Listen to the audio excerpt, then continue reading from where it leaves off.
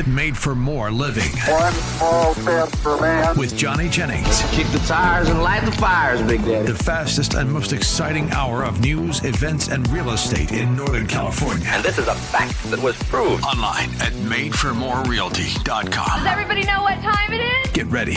Here we go. On today's show is a very, very special guest. In fact, when I first moved to Sacramento, I remember rolling around in my Toyota Tacoma pickup truck, listening to the audiobook and going, man, this is such a great idea. Why are more real estate agents not doing this? It'd be so cool to implement this someday.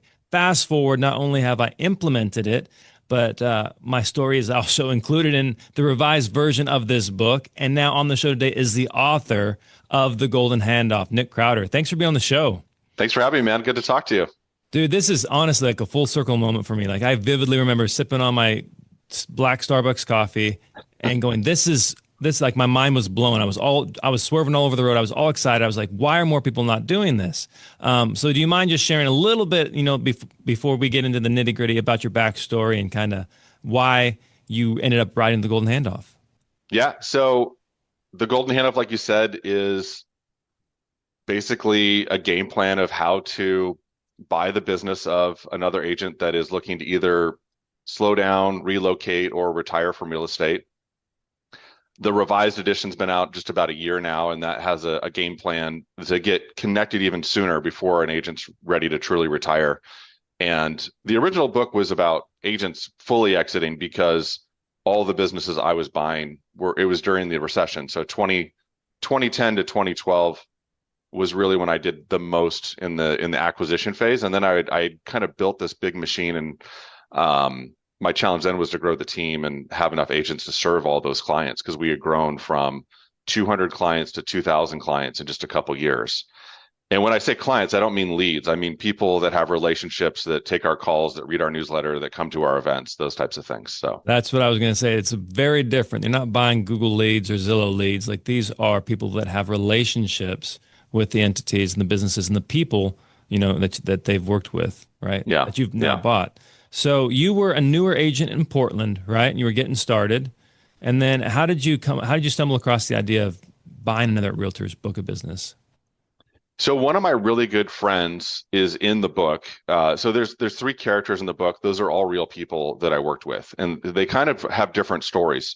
And the first one was Renee, and she literally had the office next to mine. So we shared a wall, and we were very good friends. She had a very solid referral business, higher price point. She's, I think, 10 years older than me. So, I was starting out in my late 20s. She was in her late 30s. So my clients were buying their first home. Her clients were buying their big, nice, fancy home in the good school district.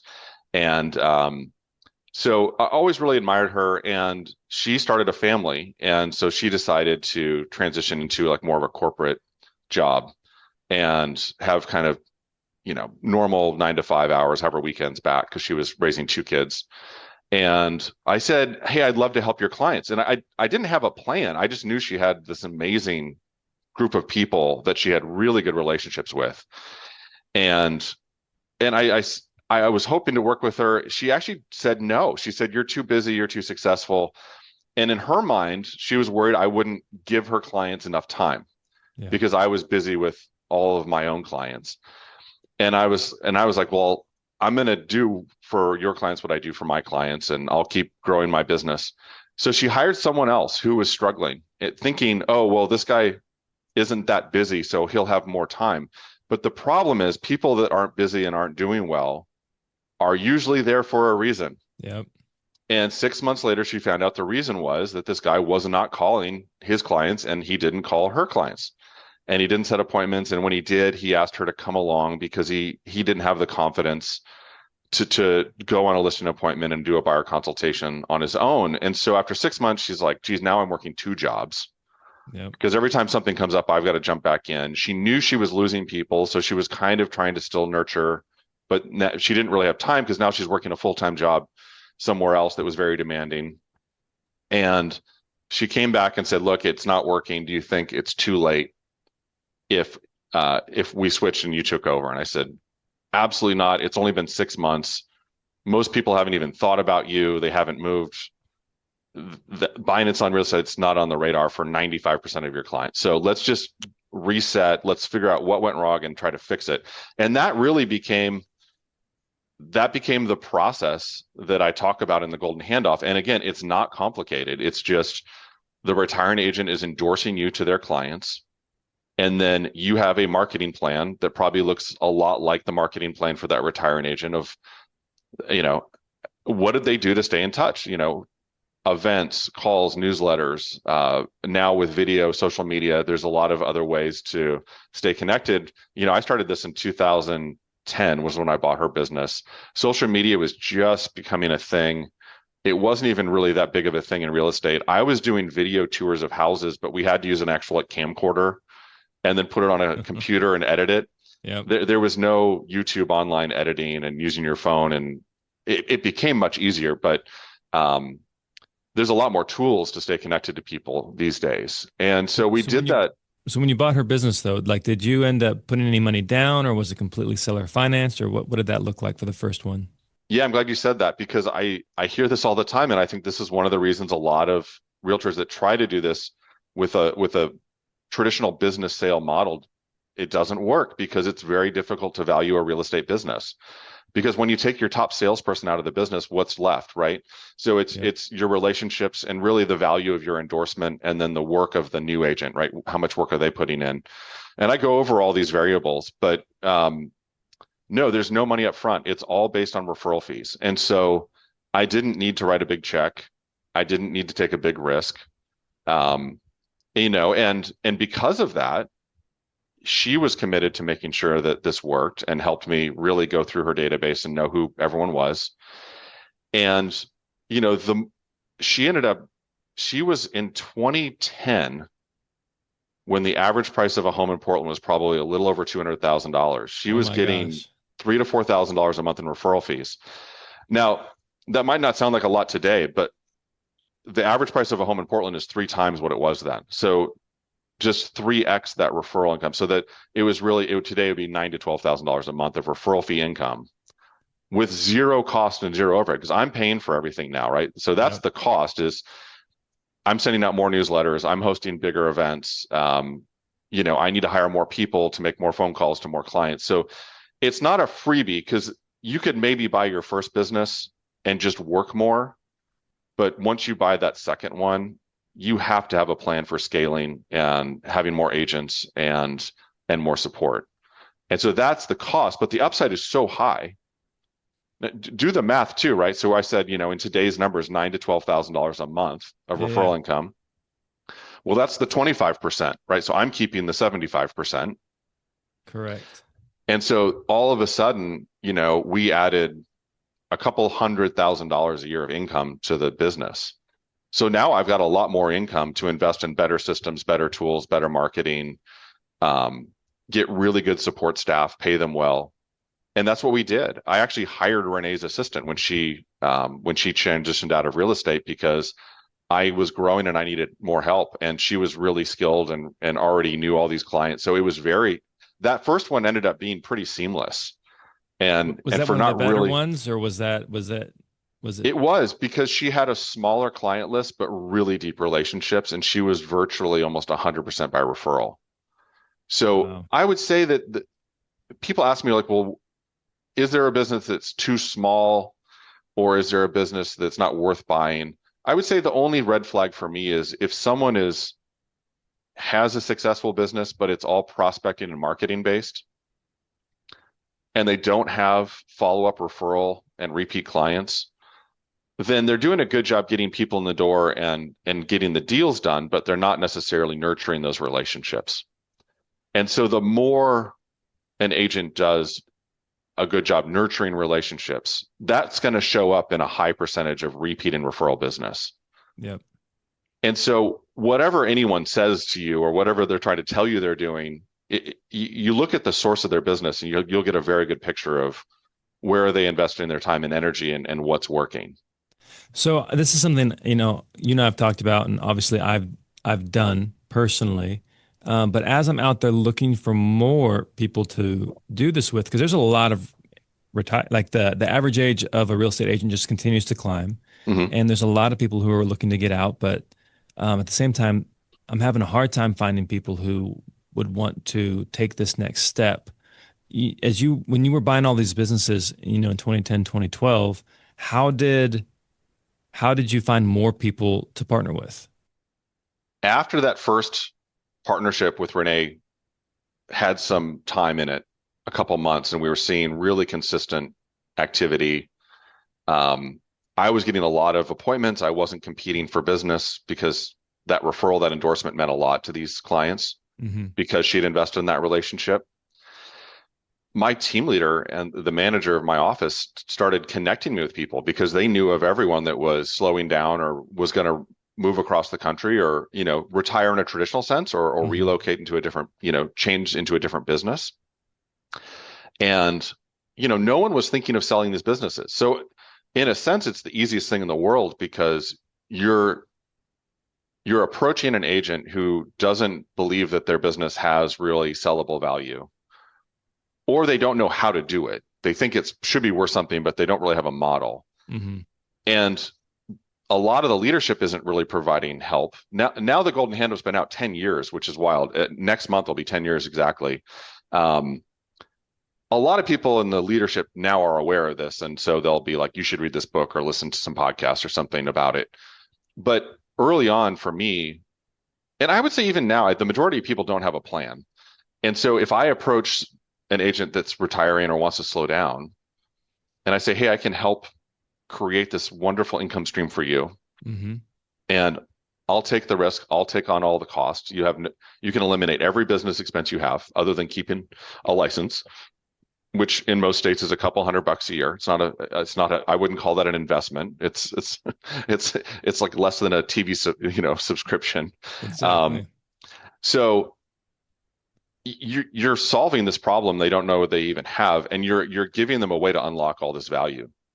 And if you can take over the process so when the letter goes out to their clients from the retiring agent, I'm actually the one doing that. So it's on the retiring agent's letterhead. It's from them. They sign it, but my team's printing the envelopes, printing the letters, and sending them out. Whether we're doing that, at the office or whether we're hiring a company to do that, we're managing and handling and paying for that whole rollout, that whole, handoff process. Yep.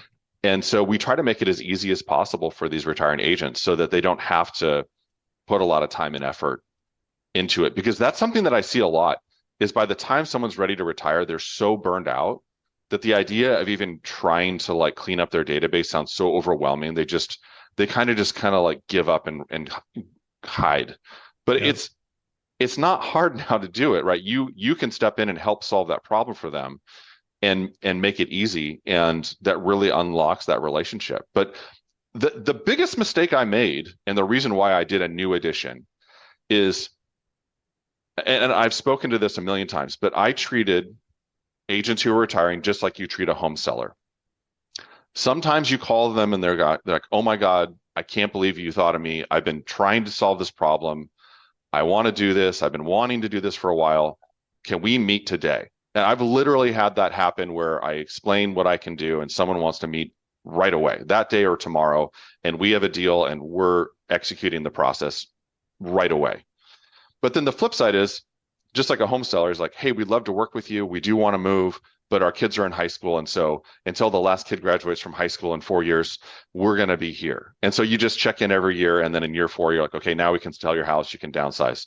Well, I didn't have a plan for all those people that weren't ready yet. And the new version of the book has a whole section about partial handoffs. And to me, that is the key to unlocking it so much earlier, because you don't have to have it be 100% in or out. So you can talk to someone who is slowing down and is phasing out of the business kind of naturally.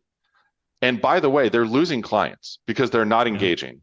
I was talking to a guy yesterday or recently, and he's like, man, I wish I would have met you a few years ago. My business would have probably been worth a whole lot more, but I've just been coasting, spending time with the grandkids. And I'm like, well, maybe we can get it back up. If we re-engage your database, maybe we can get some increase in those sales. Absolutely, especially too, like in, every market cycle is different, but we're in kind of a long market cycle. People are staying in their homes longer right now for interest rate reasons, for economic reasons. There's a lot of different components to why right now we're in kind of a long cycle. Whereas around COVID, we were in this ultra rapid cycle where people were getting in and out of homes super fast. I mean, I know people that were moving every year or every other year from 2020 on, and now people are kind of hunkered down. So for that example, yeah, that business, he might not be engaging with it, but I doubt they're doing that much. Mm. And so if you can reconnect now, you're still going to be in front of that decision for most of those clients, not all of them, but most of them.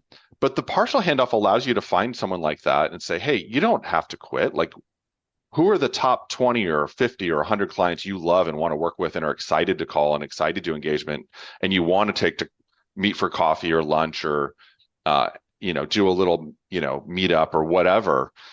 Why don't you just keep your best, deepest relationships that you enjoy the most, your A+ people, but this whole huge long list of other people that were good clients but you just didn't engage with for some reason, or they're not as responsive, or they don't really need anything right now, and so you haven't called them because they told you they're going to stay in the house for 20 years, so you're not bothering them. Those are all the people that you can help. It might look like a certain neighborhood. It might look like they want to keep a certain price point. It might look like, hey, I want to do listings, but I don't want to work with buyers. So now you're handling all the buyers and they're not losing them. What I'm hearing you say too, though, is having that intermediator, that trusted person to connect the agent that wants to buy the book and the agent that wants to sell the book of business, that really helps bridge the gap, because that's kind of what I'm running into. The one lead that I'm working right now, he's like, oh, I know Tom Daves. We work way back. I'm like, yeah, absolutely. Talk to Tom. Tom will tell you all about how it went down and if he thinks I'm worth partnering with, and or if he would do it again. And so it just sounds like if somebody's looking to grow the side of their business, they probably need to find those connectors, those people that can help bridge, because the cold connection is really scary for people who are 60, 65, 70, and now talking about retiring to somebody that they've never met before. Yeah, it is. But I think if you can meet them, it's just like meeting a home seller you haven't met. It's like you have a client that, oh, my neighbor's going to move. I gave him your number. There's no deep relationship yet. You have to show up and establish that. Sure. Now, once you start, like you asked, how did I find those? Well, after the first one, which I kind of figured out on the, we kind of made up a plan. It wasn't like made up maybe is a little bit dismissive. We had a good plan, but there was no model we could follow. So I had to like kind of create a plan, a succession plan, and an endorsement plan, introduction plan. And all that got wrapped up and became the Golden Handoff. Is like, after I did it a bunch, we were able to give it kind of a name and define it. But once you start doing that, like you said, Tom Daves, well, Renee would tell people, oh my gosh, Nick's doing a great job. I'm getting checks every month. My clients are happy. They thank me. Because your clients are all going to go find another realtor, and some of them will find a good one, and some of them will find someone that isn't that good or is brand new and it doesn't have experience. And, the retiring agents do care about their clients. They do care about someone doing a good job and being honest and fair and putting in the work and giving them the same level of care that they gave them, or hopefully better. Yeah. That's what I want to touch on too, is that this is really, like, a lot of these people, they've helped parents, children, grandkids buy properties. Like these are deep relationships, and just the idea, like, just because you don't know what to do with it, those relationships can fall by the wayside. But now if you have an agent that's, willing to put in the work and partner with them and treat them with the same level of respect that you did for the last 10, 20, 30 years, that is a great benefit to those clients as well. So it's just a win all the way around, a win for the selling agent, buying agent, and a win for the clients. Absolutely. And the example I like to use is, dentists have a really, really consistent plan for most of dentists will buy into a practice. Then they'll take over. The old dentist who's retiring will eventually, work together for a couple of years, and then they'll leave. Yep. And then now that new dentist is going to run that practice for probably, 20 something years, 30 years. And then they're going to find a new dentist. They're going to sell that practice to that dentist. But as the client, when you're going to get your teeth cleaned, or you need a cavity, or you crack your tooth, you're going to the same doctor's office. Most of the time, it's the same front desk staff. It's the same, hygienists and techs and assistants. But the dentist changes, right? But I don't know anyone where you show up at your dentist's office and they just all disappeared, right? Because they all have in their model, it's just baked into that business, is you're going to go to school, you're going to go buy a business to get started. You're not going to just put up a sign and hope that people walk in and need their teeth cleaned. Start from scratch. Right. So you start with this huge head start, but in real estate, we often don't do that. And it's kind of crazy. Same thing with insurance and financial planning. People buy into businesses. They either buy them completely, or they start out as a junior partner and then eventually take over. Mm-hmm. And so there's different structures for those different businesses, but the idea is the same, is that this does have value. And I think the partial handoff kind of allows you to work together for a while. And to your question of, how do you build that rapport and trust? Well, hey, so you can tell someone, hey, I know you don't know me and we haven't worked together, but here's some client testimonials. If you've bought businesses, you can use the retiring agents' testimonials, or have them endorse you to other agents, which is very powerful. But you could also say, hey, I'm just starting to do this. Why don't you give me 10 or 20 buyers that you don't really want to work with, and let's see what I can do. Let's do a little mini version of this. You're going to endorse me to these 20 people, and I'm going to take over, and here's our marketing plan. And the marketing plan needs to be a part of the contract. The contract lays out how long you're going to, work together, what the referral fee is, but also what activities are you guaranteeing you're going to do? Show me your marketing plan. How many times you're going to call? How many events are you going to host? How often are you going to email a newsletter? Are you going to mail stuff to people? Are you going to do classes? What kind of community engagement are you going to do? So for every agent, that's going to be slightly different, but you want to make sure that you and the other agent agree on that plan, because the key really is on executing on the plan. Yeah. Assuming you can relate to people and you can help people buy and sell real estate, and you're already running this like a real business. Correct. And that kind of goes into your philosophy on database management too, though, right? Because the better you manage the database, the more valuable that asset is when you go to sell it. 100%. So the better the basic information, meaning you have correct phone numbers and emails and addresses and names, then the next level would be that you have kind of a history of the client, and you have an idea of what you think they're going to do next. So I use tags to do that. And then we use a database system called Follow Up Boss, which has really good capacity to record emails and notes, and you can take notes for your phone calls and you can share that with your team. And so, I'm able to log in to my database and do all of that. But I also have a login for basically a copy of that's in the database for the team I sold my business to. So later today, I'm going to log into that database and go through my top 100 people and actually go through and personally call a lot of those folks in the database I have that's now being managed by another team. And what I like about Follow Boss too is so when I partnered with Tom, is I had his entire database either tagged or assigned to him. Yeah. So that way, and then I made him a user in the account. Perfect. So then, yeah. Even though I had my own leads, my own database, and my other agents in there, he could see everything pertaining to his asset that he had, that we'd partnered on, and he could see how many times people were being called, how many times they were being followed up, what was being said, and it just provided a lot of transparency throughout that process. Which I don't know, you've done this way more times than I have, but I think the transparency in terms of people getting along and it being a successful partnership, that was huge for Tom and I.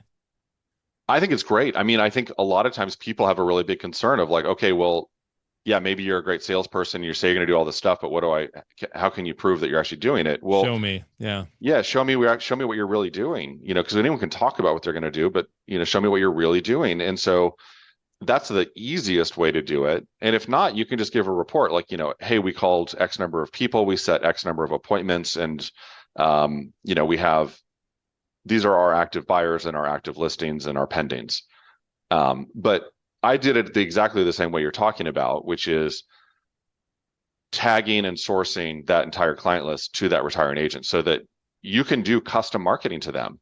So you could do a series of videos, and you could do it like, you could take 10, 20 minutes and record, 4 or 5 videos that you use throughout the year and send it just to that list of clients that are connected to that retiring agent. Mm-hmm. And now you're providing this very like bespoke custom experience, very like consistent, deep relationship building and maintaining stuff, but it doesn't have to be really difficult if you organize it and structure it so that you can easily access, okay, here's the 500 clients that came from Tom or Renee or whoever you're working with, and you can have a different message to all of those folks without having it be a huge lift on either of your parts. I agree, and like you said, Follow Boss is a great tool for that. I'm sure there's other tools out there. But when we come back, so far, just to recap, we've talked about buying businesses, how to partner with the agents, read the book, read the Golden Handoff. It has a lot of great info. And then we talked about kind of database management a little bit. But when we come back, this is all, building towards an eventual exit for you, because not only did you buy other agents' businesses, but you also ended up selling your business and are now living the dream down in La Quinta, right? That's right. Yeah, I get to play a lot of golf now. So when we come back, we're going to talk about that. One moment.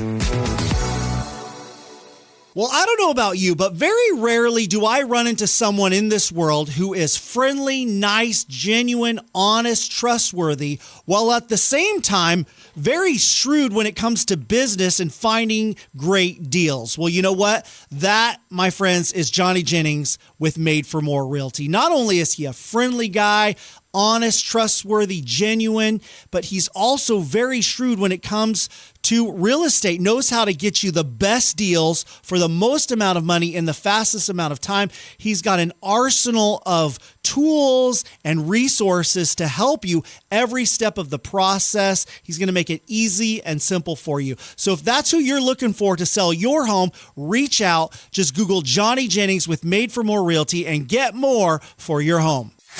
This is Made for More Living with Johnny Jennings. Online at madeformorerealty.com. So we are back with Nick Krautter, the author of The Golden Handoff, and a phenomenal book about how agents can acquire other agents' books of businesses, and how if you're looking to retire and escape the rat race a little bit, you can actually sell your books of businesses to other agents, similar to how dentists sell their practices. And what Nick and I, so in the first part of the show, we were talking about how to identify agents, how to partner with agents, kind of what that structure would look like. But now, let's say you found a couple of businesses, you've now done some partnerships. What's next on the horizon? Like, what's next in this game plan, Nick?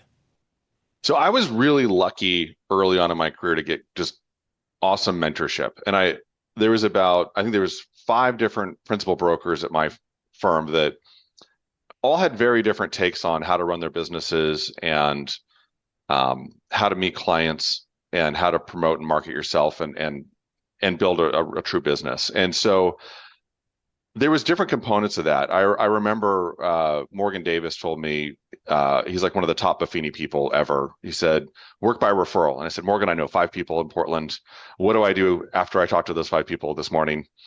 But it was good advice. He said, you'll really enjoy this business longer if you work by referral, because it's more relational and people care about you, and you're not trying to just be the cheapest, fastest thing in the market. People want to work with you because they trust you.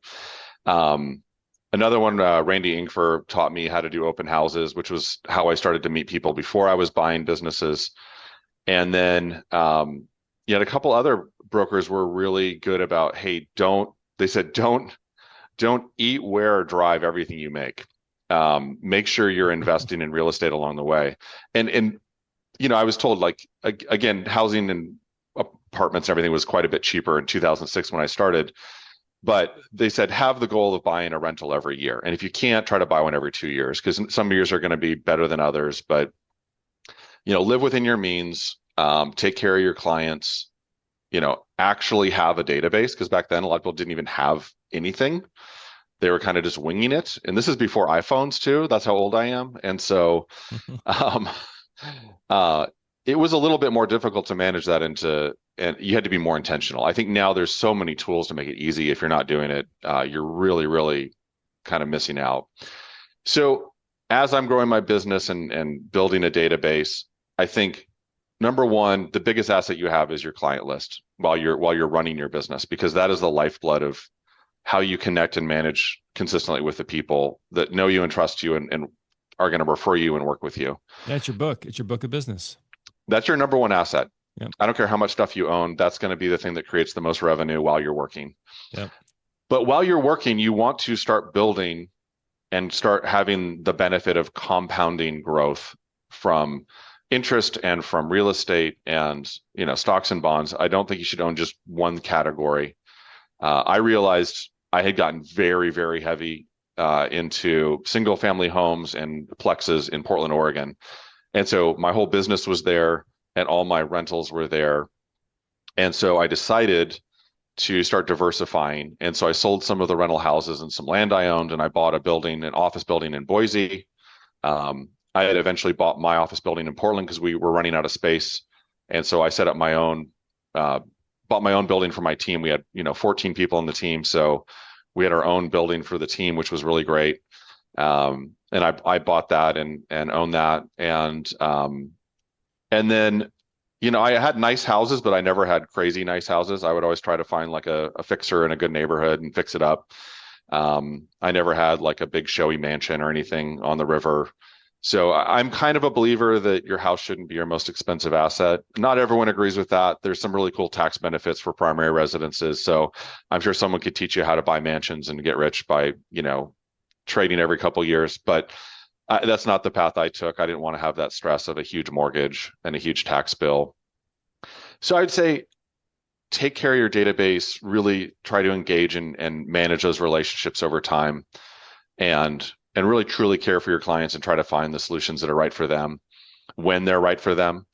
And then the second piece is, really try to make a little bit of extra money, more than you need every year, so that you have the resources to invest. I knew a lot of realtors that as soon as they had kind of covered their expenses for the year, they took their foot off the gas. And that's nice from like a work balance, life balance perspective. But the problem is, 20 years later, you haven't really gotten that much farther ahead. Yeah. Versus if you're able to like invest a little bit into a 401k and a little bit into, real estate, over 20 years, I remember like kind of midway through my career, I think I realized one year that just the asset appreciation of all of my properties that I owned was significantly higher than my income for the year. Wow. And I was like, wow, I'm making more money owning these properties. Now that wasn't rental income. That's like appreciation plus Sure. rental income. The rental income was always more modest than you want it to be. You have to own a lot of real estate for that to cover everything. But it was a good asset appreciation year. I think the market had gone up, 15, 20% that year. And I had bought into some apartments and houses and, my personal home. And it wasn't a huge portfolio, but it was enough that it was like, wow, when you look at everything and multiply that by, add 20%, it was like $500,000. And I was just like, holy smokes. And then you keep doing that and that number can keep going up. Now, Yeah. Real estate doesn't always go up, by the way. It does go down. And Oh my gosh, I wish sellers would hear this. They just think it's a sure bet right now. But unfortunately in our market, I don't know how it is in La Quinta or Portland, but we are seeing some prices going down. I can say in my neighborhood, I think we've got more sellers than buyers right now. So usually that means that we got to see prices come down to meet expectations for buyers. And that's a healthy thing. I think you cannot have runaway growth without corrections, because people don't have runaway unlimited earning potential increases. You're not getting bonuses and raises every single year forever either. Yeah. A lot of people right now in tech are getting laid off, or they're not getting the bonuses they used to. There's a lot of sectors that are struggling, and or if they're doing okay, they're not growing really. And so if you've got if you've got everything going up around you, but your income's not going up, you're getting further behind. So, Correct. But when you were investing, did you have like a target, like a percentage each year of your income that you wanted to put towards the future? I was really just opportunistic. And I saw some other realtors that did an even better job than me at this, where they always had enough money in credit lines and cash aside that they could help someone solve a problem. And so there were times where I would have a buyer that had really negotiated super hard on a property and then decided it still wasn't a good enough deal for them, and they walked away. But I'm thinking, holy smokes, I can't believe they're going to kill this deal. This is a home run. And so I would confirm with them, like, you're really out. This is not like you're trying to negotiate even harder and you want to come back in a week and try to get another 10 grand off. And they're like, no, screw that guy. You know, that's not a good enough deal. And so I was like, okay, if you're really out, I just want to confirm you're not going to be mad if I go buy it. And I had that happen a couple times. And you know everything about the property, right? Because you've already done all the inspections and due diligence. And if it's an investment property, you've done your financial analysis. And so I had it happen where I had sold an apartment building with extra land to a builder. They tried to get the city to approve a subdivision. They wouldn't do it. And they said, I got to get out of this thing because I can't keep it. They said, I'd like to keep it, but I can't keep it because I've got a hard money loan on it that's like super expensive. But it was a really good property, really good deal. And so I bought it with the intent of holding it long term. And then later on, I was actually eventually able to get that lot division. And then I was able to work with that builder on, gave them the first shot at buying that lot because they wanted to build the new house in that neighborhood. Yeah. It just took like 5 years to do it. And they didn't have 5 years at 20% interest to be able to pull that off. And yeah, just other things where you see things in the market. I would have people call me and try to pitch me a property for a builder or developer because we did a lot of apartment development. And I would explain why it wouldn't work for an apartment builder because of X, Y, and Z factors. But if they were willing to sell it for, X price, I'd buy it as just a rental house. And knowing that the future potential is limited, but if I got good enough price just as a rental house on a big lot, it would still work. So there's a lot of just opportunistic stuff. My favorite one is I remember my girlfriend at the time, we were both in real estate, and she was trying to buy this little rental house. And she ended up buying a different property, so she couldn't buy both of them. So she ended up, backing out of this one because it was just a smaller deal. And she said, but you should buy it because it's a really good deal. And I said, well, I really don't. I've already got this other project. I'm really busy. I don't really need another flip. But if they'd sell it for 150, I'll buy it. And I thought it was the most ridiculous offer, but it was in like an estate, and the owners didn't care. And they said, yeah, if they can close in a week, we'll sell it for 150. And it was worth like 180 or 190 even as a fixer. And this was like when the market was really strong and accelerating. And so I had people saying all the time, oh, there's no good deals. You can't find a good deal. And it's like, well, you're probably not asking the right questions, or you're not offering the right solution, because if you find a motivated seller and you can solve their problem and you can do it quickly, if time's more valuable than money to them and you can save them time and they'll give you the discount, then you're a great match, right? And then all of a sudden you come into a deal with equity. They get out of something that they don't want or need or can't maintain and move on because either, maybe they've got so much money it doesn't matter, or it's an inheritance, and so it's all free money anyway. They don't need to squeeze the last 5 or 10% out of everything. Yeah. So I would say that in any market, there's always really good opportunities if you're looking for them. And I was really picky. I did a couple flips. But I would say where I see people get into trouble is they try to convince themselves a deal works, even though it really doesn't, because they just want to do a deal. Yeah. And I think you got to really be conservative, and I always tell people, like, you're going to be wrong about something in this deal. Something is going to happen. The market's going to shift. You're not going to get the rent you thought you're going to get. The renovation's going to cost more, take longer. You're going to be wrong about a couple things. And so you better have enough wiggle room that you don't have to be perfect and right about everything, because you very rarely are right about everything in any deal. Sure. So when you were investing, were you doing like the Burr method where you were flipping houses and then occasionally buying the rental with the profits, or like how did you build up your portfolio? I would say I think I didn't do it in a real structured way like that. So it wasn't systematic. But I would say that doing flips is a really great way to raise capital, but it's very expensive tax-wise. Investing in real estate is very capital demanding. So you have to have a lot of cash to put down to do those. And even if you're doing owner carry stuff, it's still going to have some down payment requirement, which is expensive. And right now, debt is expensive, but the tax benefits are amazing long term, right? So you kind of have to decide what phase of your world you're in. Doing flips when you're making a ton of money every year is maybe not the best idea. So I had properties that I flipped, but I would keep for a couple years as a rental and then sell it because I wanted to be able to do an exchange. And you can't flip a property and do a 1031 exchange. But if I buy a property and essentially flip it, but then rent it for 2 years, now I can do an exchange. And unless you're worried about the market shifting in that time frame, or unless you have a need for capital right now, then that can be a much better strategy. It really depends. I think if you're scrapping together money from family and friends to do your first flip, then yeah, sell it, take the profit, pay the taxes, and try to do a couple more, because that's really a business. So that's fine. You're running a business. And eventually, though, those people generally will say, gosh, I'd really love to have some asset appreciation and some long-term capital gains, as opposed to everything being just ordinary income all the time. And so I would say, again, flipping is a great way to raise capital and run a business and make money. Owning real estate is a really good, long-term is a really good way to get very wealthy. And then as you hold it longer, you can set up credit lines and refinances. And now you're not using hard money. You're not borrowing money.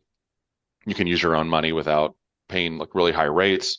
So that's one thing I learned from one of my clients. He had built up a small portfolio of like 5 rental houses. And then when he did flips, he never had to do his hard money because he had his credit lines. So he would just, he was the bank.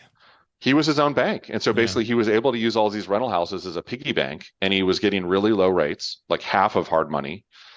And he didn't have to get appraisals. He didn't have to wait for anything. He didn't have to turn any paperwork in because they were already all set up. So when he wanted to buy a flip, he would just, tap 2 or 3 credit lines, move it all into a checking account, wire the money to title, and close. And then as soon as he was done, he'd pay all the credit lines back. So he wasn't, no points. His interest cost was super low. And I was just like, it's interesting because it was his lender taught him how to do that. And his, lender put himself out of a job. That's a good lender though. But, client for life, and he referred him a million people, just like I have like clients that do so many rentals, they end up getting their real estate license because they're doing so much.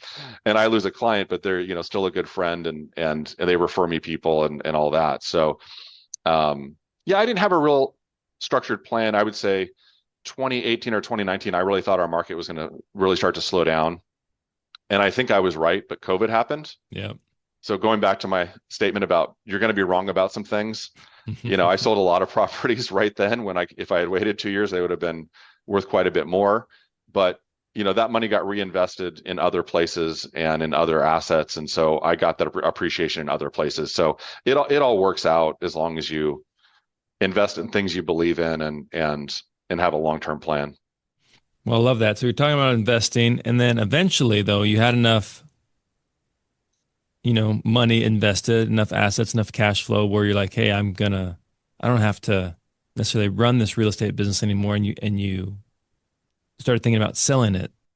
Yeah. So, I'd been on the buy side of this equation the whole time. And I used to tell my agents, it's always good to sell your own house once in a while, just to remember how stressful and exciting and scary it is. How horrible it is. Yeah. Yeah. I think it's important because it's easy to get emotionally detached from that because we have to be, our job is to help people manage that. And we've got multiple people, and hopefully if you're doing good, you're selling multiple houses a month. So it becomes very familiar and easy, but when you do it for yourself, it's stressful again. But yeah, so I did it in 2 phases. So I was doing commercial and investment real estate with my team and also residential for a very long time. And our commercial and investment development side started to get really, really, really big. And we were doing very well. And I was really interested in expanding that and focusing on it. And I was hoping someone on my team would take over leadership for the residential book of business and really manage it, because I was managing both, and they're very different. You can't manage and market to people the same way when you're those two different groups, right?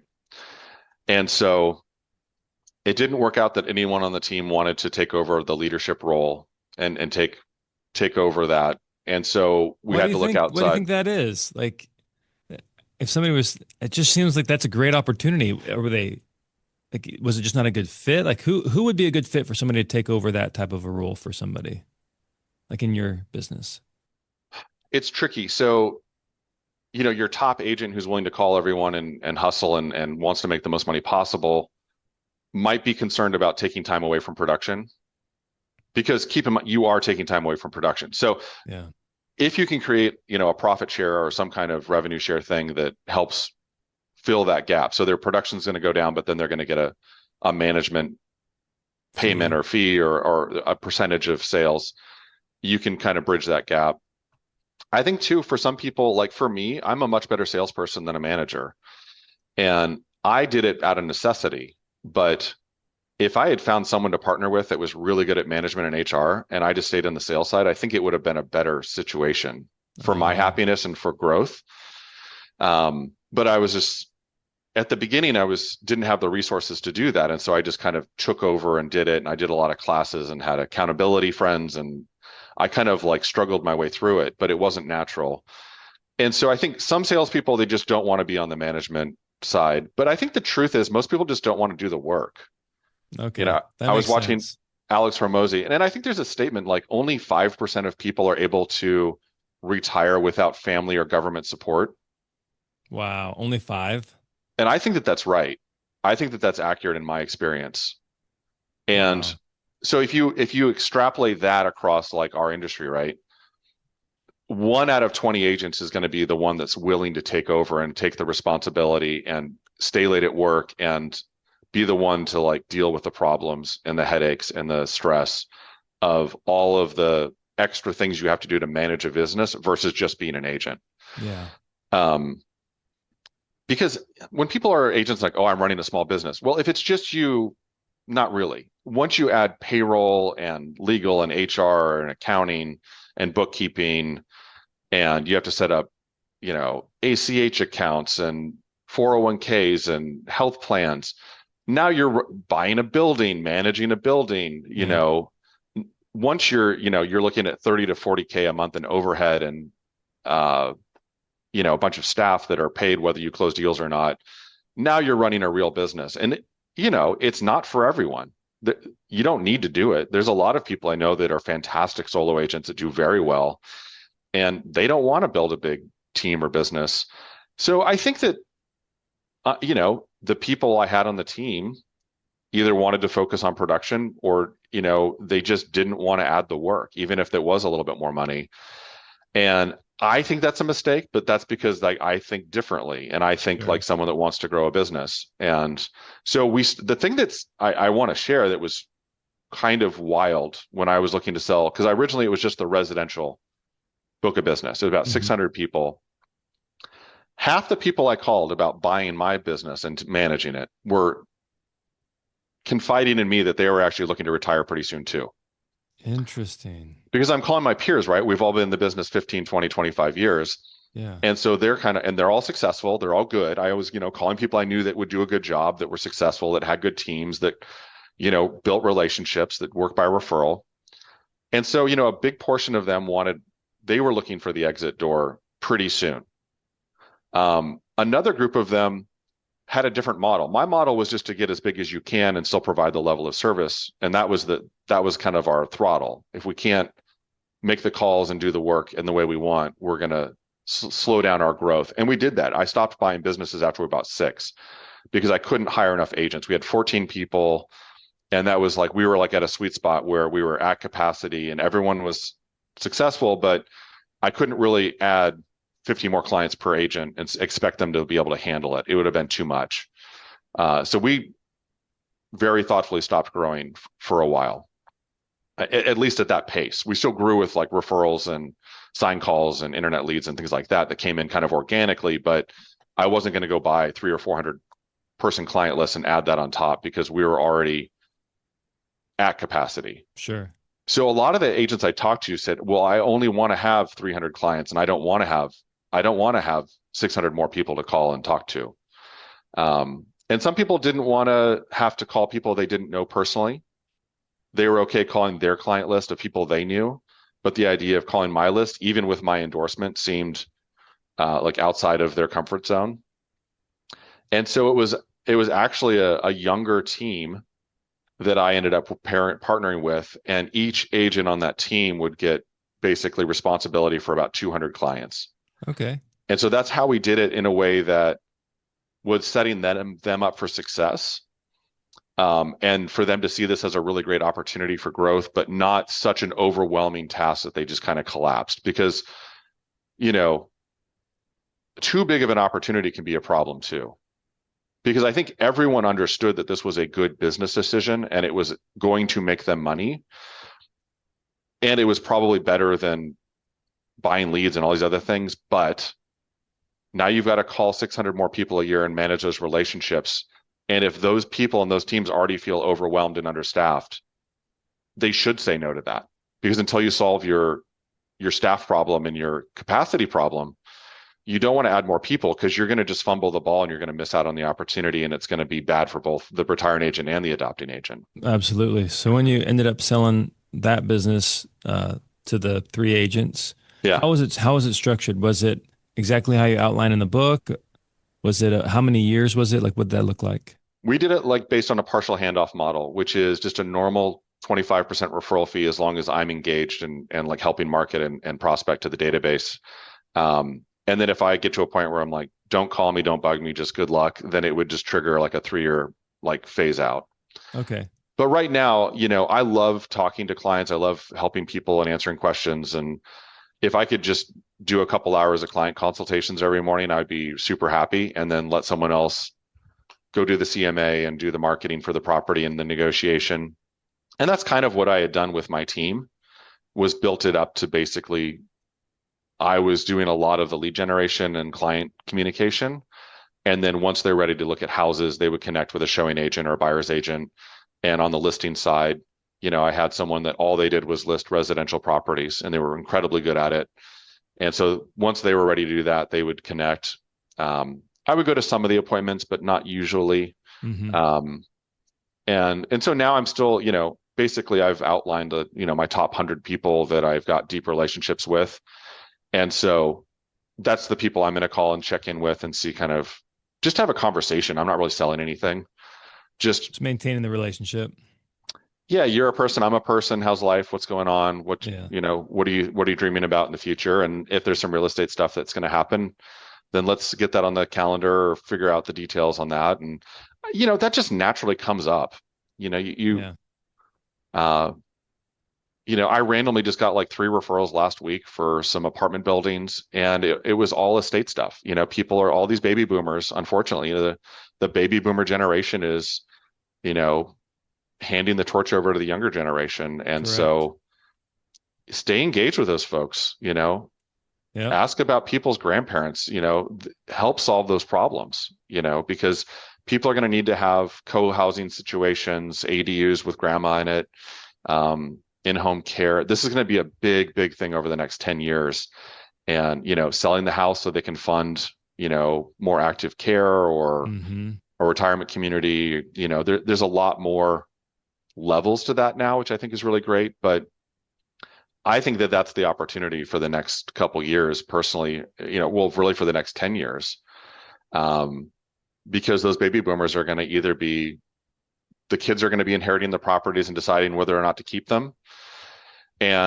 Or one of the people that called me, they lost their spouse and they've been together 50 years and, grandma doesn't want to manage the apartment building anymore. That was something, her husband did, and she doesn't need to do it. Or doesn't need to do it. It's time she's tired of painting and fixing stuff and dealing with property management. Yeah. And, she's going to exit out of this and put the money wherever, probably just into her accounts to pay for living expenses. And, keep in mind, some people want to like have their legacy go to the next generation, but a lot of people, they own the real estate so they can sell it one day and buy the Corvette and the RV and the beach house, and they're going to do that, and God bless them. I mean, 50 years of appreciation. They put in the work. Exactly. So, use it for what you want. Well, hey, Nick, we're running short on time, but I did just want to say thank you so much for being on the show today. What is the best way if people have questions or if they're wanting to buy your book? Like, what's the best way to do that? Yeah, the best way to stay on top of resources and get access to a bunch of tools in the book is goldenhandoff.com. So anything we're offering with coaching or masterminding or any resources you need to do this are going to be a great starting point. And then that'll link to Amazon, where you can get the new version of the Golden Handoff and also the workbook. And so thanks so much for having me on. It's great to talk to you. And it means a lot to hear you tell the story of hearing the book and then implementing it. Because, when you're writing a book, it's a very lonely experience. And you're like, gosh, I hope people actually use this, because it takes a lot of time to write a book and took a lot of time away from much more fun things to do it. So I'm always happy to hear stories like yours. So congratulations. Man, it changed my life. So thank you.